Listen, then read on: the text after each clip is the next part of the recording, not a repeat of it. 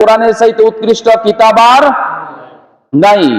আল্লাহ বলছেন অনুনাজ্জিলু মিনাল কুরআনি মা হুয়া শিফাউন ওয়া রাহমাতুল লিল মুমিনিন, তোমাদের জন্য এমন একটা প্রেসক্রিপশন আমি নাজিল করেছি, এটা হলো একটা প্রেসক্রিপশন। আমরা বললাম আল্লাহ এই প্রেসক্রিপশন অনুযায়ী যদি ওষুধ খাই তাহলে আমাদের কি হবে? আল্লাহ বলে দিলেন ওয়ালা খাউফুন আলাইহিম ওয়ালা হুম ইয়াহজানুন।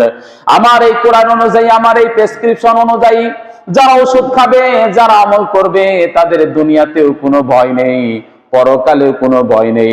ওয়াতাসিমু বিহাবলিল্লাহি জামিআন ওয়ালা তাফাররাকু, এমন একটা প্রেসক্রিপশন দুনিয়ায় নাজিল করে দিয়েছি, এক মাথায় ধরেছি আমি আল্লাহ, আরেক মাথায় জান্নাত, মাঝখানে দরবা জান্নাতুল ফেরদাউসের মধ্যে পাঠিয়ে দেব।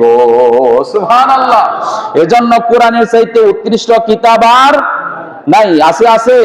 এজন্য আল্লাহ শুরুতে বলেছেন, পড়েন যালিকাল কিতাবু লা রাইবা ফীহি হুদাল লিল মুত্তাকিন আল্লাযীনা ইউমিনুনা বিল গায়বি ওয়া ইউকিমুনাস সালাতা ওয়া মিম্মা রাযাকনাহুম ইনফিকুন।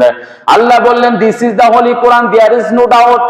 এমন একটা কোরআন তোমাদের জন্য নাজিল করে দিলাম যার মধ্যে বিন্দুমাত্র সন্দেহ নাই, সংশয় নাই, বিন্দুমাত্র মিথ্যার অবকাশ নাই।